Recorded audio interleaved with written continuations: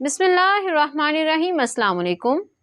عربوں میں ایک اچھی بات ہے کہ وہ اپنے غریب رشتہ داروں کو رمضان میں بلا کر ان کی مدد کرتے ہیں، ان کو زکوٰۃ اور فطرانے کے پیسے دیتے ہیں، اور یہ مریم نواز کی بھی ان کے ساتھ ایک زمانے میں رشتہ داری رہی ہے۔ یہ BMW، یہ مرسڈیز اور یہ کروڑوں کے تحائف، یہ سب عربی شہزادوں کی ہی مہربانیاں ہیں۔ مریم نواز کی مثال پرانی فلموں کے فلاپ ہیروز جیسی ہے، جس کی اس کے دور میں تو کوئی وقت نہیں ہوتی، لیکن وہ اپنے نام کے ساتھ ہیرو ضرور لکھواتا ہے۔ اور یہی حال مریم نانی کا ہے کہ جب بھی پارٹی کی کوئی اہم کانفرنس یا میٹنگ ہوتی ہے تو اس کو کوئی منہ نہیں لگاتا، اور مریم نواز پاکستانی غریب عوام کا پیسہ منہ پر لگانے کے بعد زور زبردستی خود کو لیڈرہ منوانا چاہتی ہے۔ شہباز شریف بھی بہت سیانہ ہے، اس نے ایک نئی وزارت بنائی ہے جس کا نام ہے وزارت جھوٹ۔ جو پارٹی میں سب سے زیادہ جھوٹ بولے گا اسے اس پارٹی کا وزیر بنایا جائے گا۔ پہلے یہ وزارت مریم اورنگزیب کے پاس تھی، اور آج کل مریم نانی اس وزارت کی پاسداری کر رہی ہیں۔ اس کا کہنا ہے کہ ہماری لندن میں تو کیا، پاکستان میں بھی کوئی پراپرٹی نہیں ہے۔ اس جھوٹ کا جواب پاکستانی عوام کو آج تک نہیں ملا۔ اب پیش خدمت ہے BMW میں نے کبھی استعمال نہیں کی۔ نواز شریف صاحب کی ایک مرسیڈیز گاڑی، وہ پتہ لگا کہ جناب 2008 میں انہوں نے ایک مرسیڈیز گاڑی اپنے لیے نکلوا لی۔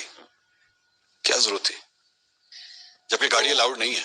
نہیں، وہ گاڑی جو ہے وہ ان کو ایک جو ہمارے بہت قریبی دوست ملک ہیں، سعودی پرنس ہیں، عبداللہ بن عبدالعزیز نام تحفے میں ملی تھی۔ ہاں جی، کب ملی تھی؟ میں مجھے ایگزیکٹلی ایئر یاد نہیں، 90s کے اندر۔ ہاں، لیکن میری ایک بات سنیں، توشہ خانہ کی جب آپ نے گھڑی کی بات کی نا، توشہ خانہ سے قانونی طور پہ جو آپ کا قانون کہتا ہے اس کے مطابق کوئی چیز خریدنا پیسے جمع کرا کے جو پرسنٹیج حکومت پاکستان نے مقرر کی ہو، جی، اس میں کوئی غلط بات نہیں ہے۔ اب وہ ہونی چاہیے، نہیں ہونی چاہیے، لینا چاہیے، نہیں لینا چاہیے، وہ ایک الگ بحث ہے۔ 90s میں لی ہوئی گاڑی، ایک سیکنڈ، لیکن توشہ خانہ سے چیز چوری کرنا وہ جرم ہے۔ 90s میں لی ہوئی گاڑی 2008 میں کیوں کلیئر ہو رہی ہے؟ 90s میں لی گئی گاڑی 2008 میں کیوں کلیئر ہو رہی ہے؟ کیونکہ وہ جو میری علم میں جہاں تک فیکٹ ہے وہ یہ ہے کہ جب یوسف رضا گیلانی صاحب کے، میرے خیال ہے ان کی حکومت تھی جی، ایسے ہی۔ تو انہوں نے کہا یہ تحفہ آپ کو ملا ہوا ہے اور یہ آپ کی ہے، یہ کھڑی ہوئی ہے، اور آپ اس کے جو بھی جو ڈیوز ہیں، جو پرسنٹیج ہے وہ پے کریں۔ گاڑی الاؤڈ نہیں تھی اس وقت، گاڑی الاؤڈ نہیں تھی۔ یہ کس نے بتایا آپ کو؟ گاڑی الاؤڈ نہیں تھی، رولز یہ کہتے ہیں کہ گاڑی الاؤڈ نہیں تھی۔ نہیں، لیکن آپ ایک سیکنڈ ذرا اس کو کاٹیں، نہیں مجھے بتائیں اس کا فیکٹ کیا ہے۔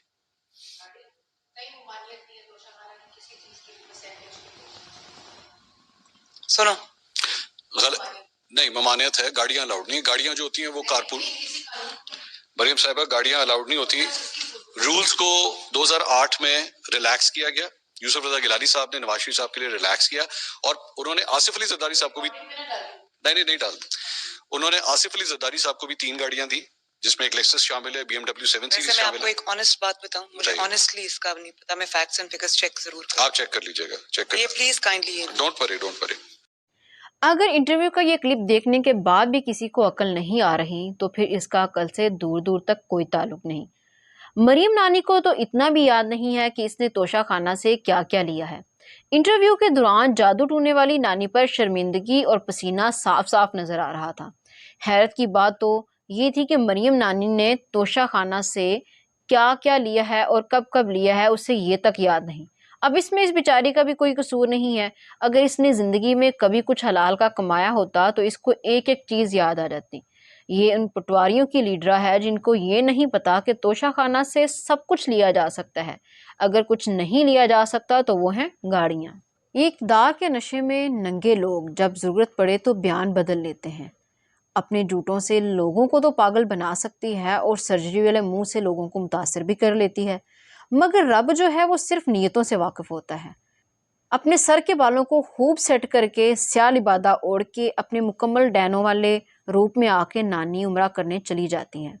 اس کا بگوڑا باپ جو دوائی لینے کے بہانے لندن مفرور ہوا ہے، وہ کبھی یورپ کے شراب خانوں میں پکڑا جاتا ہے تو کبھی لندن میں سموسے کھاتا ہوا پکڑا جاتا ہے۔ ناظرین، یہ کون سی بیماری ہے جو صرف شراب اور سموسوں سے ہی ٹھیک کی جا رہی ہے؟ अब वो भगोड़ा भी सऊदी अरब रिश्तेदारों को मिलने आया हुआ है। डूब मरने का मुकाम है उन पटवारियों के लिए जो आसें लगाए बैठे हैं कि हमारा नवाज आएगा। जी बिल्कुल आएगा आपका नवाज, लेकिन अपने बड़ों की तरह पार्सल में आएगा। इनकी मिसाल भी चूहों वाली दवाई जैसी है, जैसे चूहे दवाई तो घर में खाते हैं लेकिन मरते घर से बाहर हैं। इसी तरह ये लोग भी पाकिस्तान और पाकिस्तानी अवाम को लूट कर मरने के लिए लंदन चले जाते हैं और फिर कार्गो पार्सल के थ्रू पाकिस्तान भेजे जाते हैं। नाजरीन, ये जो नाम निहाद लीडरा बनी फिरती है, ये BFL अंग्रेजी के ऐसे ऐसे अल्फाज इस्तेमाल करती है जो अंग्रेजी दान को भी नहीं पता कि ये क्या है। अगर इस प्लास्टिक क्वीन को इंग्लिश नहीं आती तो फिर ये पंगा क्यों लेती है इंग्लिश से।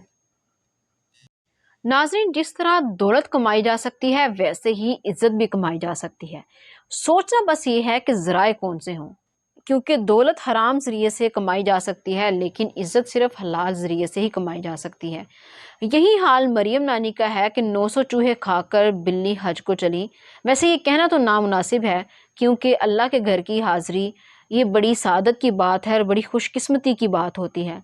मगर जिन हुक्मरानों ने अपनी आवाम का खून चूसा हो, 30 साल हुकूमत करने के बाद भी मुल्क डिफ़ॉल्ट होने के किनारे पर हो और खुद के एसेट्स की कोई गिनती ना हो, और जिनकी वजह से अवाम गुर्बत और जिल्लत की चक्की में पिस रही हों, ऐसे हुक्मरान लूट मार और करप्शन करने के बाद सफ़ेद एहराम पहनकर उस मुकद्दस जगह जाते हैं तो ये भी अवाम के ज़ख्मों पर नमक पाशी की तरह होता है। लंदन में इनके घर के बाहर हर वक्त उन लोगों को जलील करने के लिए घर के बाहर हजूम लगा रहता है। इस दफ़ा भी नवाज भगोड़ा जब सऊदीया जाने के लिए बाहर निकला तो गैरतमंद पाकिस्तानियों ने इस भगोड़े का अच्छी तरह लानतों से इस्तकबाल किया।